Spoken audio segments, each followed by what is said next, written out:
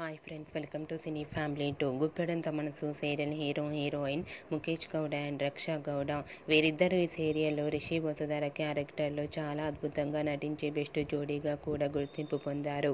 రిషి వసుధరకు ఈ సీరియల్ మంచి సక్సెస్ను, పాపులారిటీని తెచ్చిపెట్టింది.